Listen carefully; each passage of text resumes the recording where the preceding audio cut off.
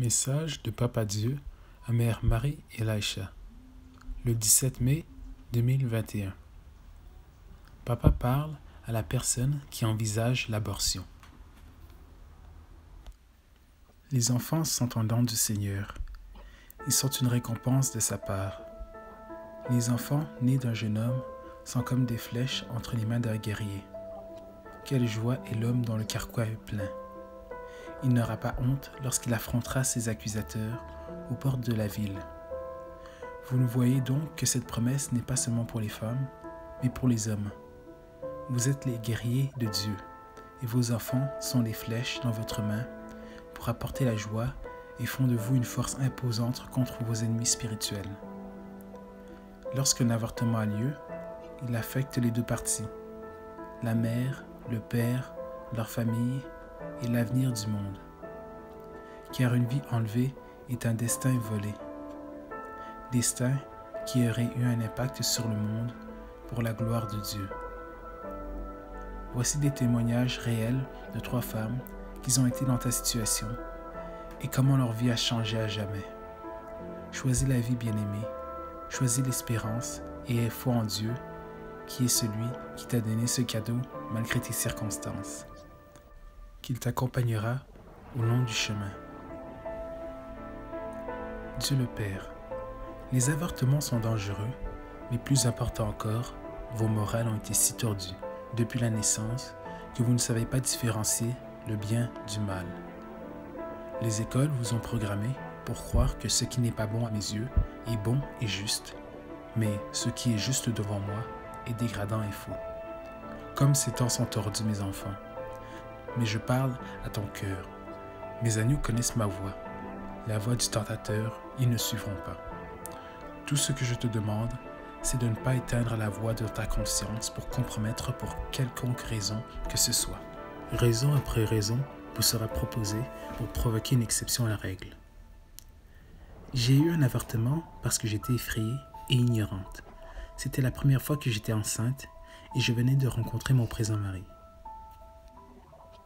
Juste après l'avortement, j'ai regretté mon acte. Dès le moment où j'ai quitté la clinique, j'ai voulu être à nouveau enceinte. Avec le recul, maintenant, je sais que j'ai fait une énorme erreur. Bien que je ne puisse pas annuler mes actions, je peux toucher ceux qui envisagent de se faire avorter pour faire face à leur peur. Pour faire face à leur peur, aux mensonges et à la tromperie que l'ennemi met dans leur tête. Qu'est-ce que les gens vont penser? Tu ne peux pas t'occuper d'un enfant. Tu connais à peine le père de l'enfant. Quelle que soit votre excuse, ne le permettez pas de vous amener à faire quelque chose qui vous laissera vide, coupable, honteux et sans valeur. Ne permettez pas votre peur de prendre une vie innocente que vous n'avez pas réellement créée, mais qui vous a été prêtée en cadeau. Ne volez pas l'avenir d'une vie que vous ne pourrez jamais remplacer. Les enfants sont un héritage, une récompense de Dieu. Dieu vous donne une récompense. La prendrez-vous? La chose odieuse faite par le mal était de prolonger le temps où un enfant pourrait être assassiné pendant une grossesse. Cela signifie que l'ennemi peut introduire une profonde dépression ou encore envoyer d'autres personnes, inciter une âme à ne pas garder cet enfant pendant tous les 9 mois de grossesse. Combien de fois as-tu une mauvaise semaine qui te convaincrait que l'avortement est la meilleure chose à faire? Tu vois, l'ennemi a gagné du temps pour travailler sur toi. Il fera tout ce qui est en son pouvoir pour te persuader d'assassiner cet enfant. Je te supplie maintenant, ne t'attache pas à ses suggestions. Ne pense pas un seul instant que tu fais une faveur à ta vie par cette action. Non, tu ne l'es pas. Tu es en train de détruire la personne même qui aurait pu t'apporter le plus de joie à la fois maintenant et dans tes dernières années. J'étais à ta place.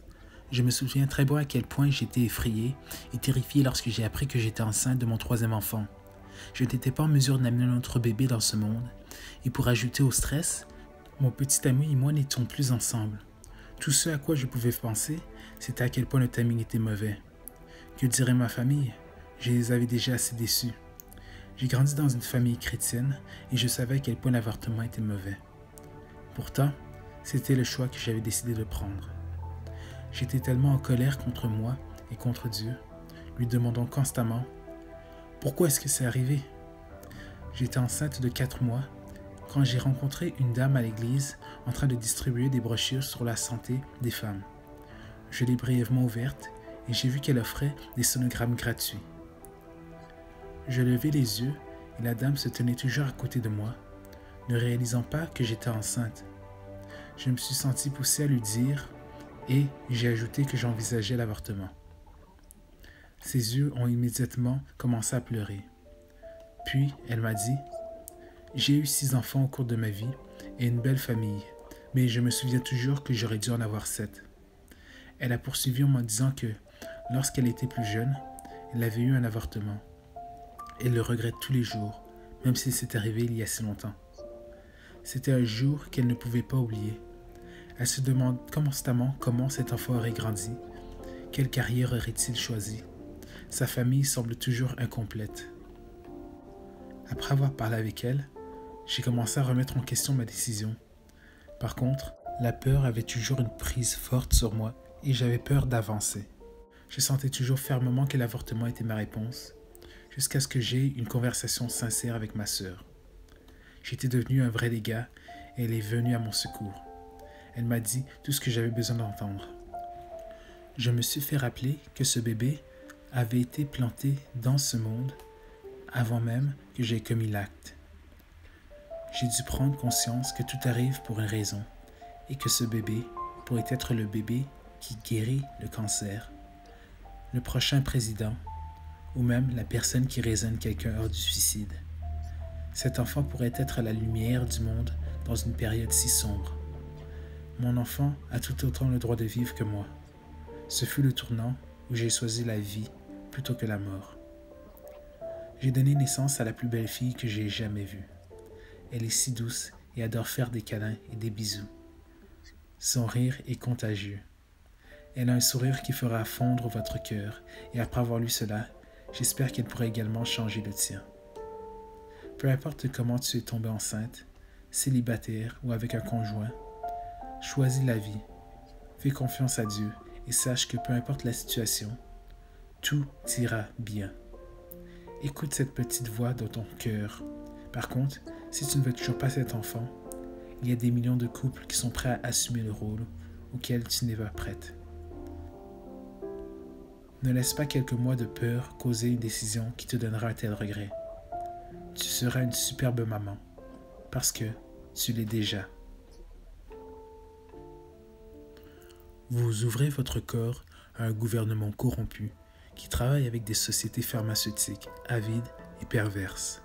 Vous n'avez aucune idée de ce que contiennent ces seringues, mais bon nombre des maladies qui sévissent maintenant ont été conçues dans ces mêmes laboratoires il y a 40 ans, sachant parfaitement qu'ils auraient un effet dévastateur sur la population dans un proche avenir, incluant le calcul au dollar près du profit qu'ils feraient en traitant de ces maladies.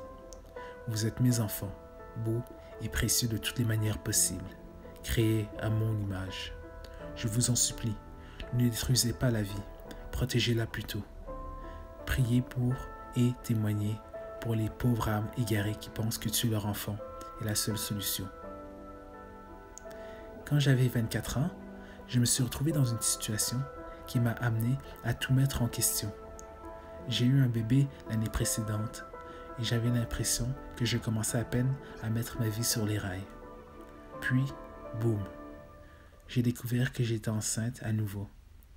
Je savais que je ne serais pas capable de gérer ça et je me suis dit, que penserait ma famille? Après avoir discuté avec des amis qui avaient interrompu leur grossesse, j'ai décidé de faire de même.